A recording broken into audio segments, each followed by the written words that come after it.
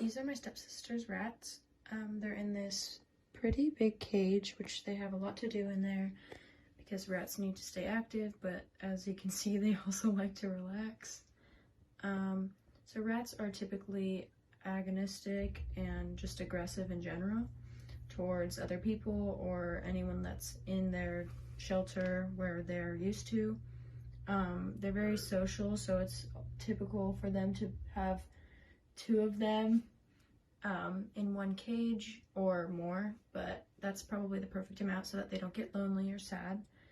And they're also very ingestive, like they're always wanting to eat and get aggressive towards anything that has to do with food that isn't just for them. For example, like if you were to feed one of the rats, like the other one would want it or they would try to fight over it, but they are very passionate about their own things. Also, these rats are just always hungry. I'm actually a little bit scared to feed. So you can see that both of them want this one piece, so they're very aggressive about their...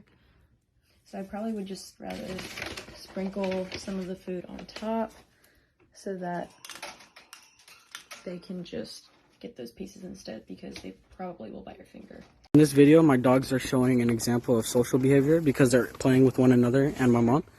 My dog loves to play with her toy all the time. It's her favorite thing to do. And now we'll have my mom throw the toy.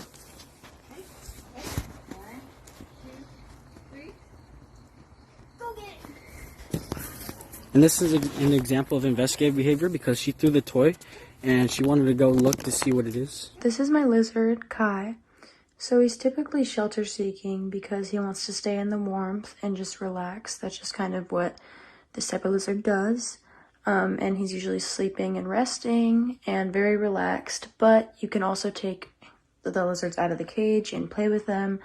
But they're not always super active. They would just rather be laid back and in the warmth, in the heat of the lamp up here, because that's just what feels best for them.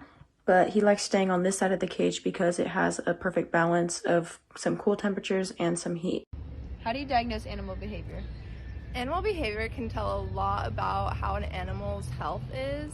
So by being able to diagnose your animal's behavior and differences in how they react to certain things and how they're just acting in general can tell you a lot about their health. So for example, if your dog is normally a big eater and eats a lot all day and stops eating randomly, you can notice that the behavior that is changing is probably due to some sort of health issue that can be further evaluated by a veterinarian.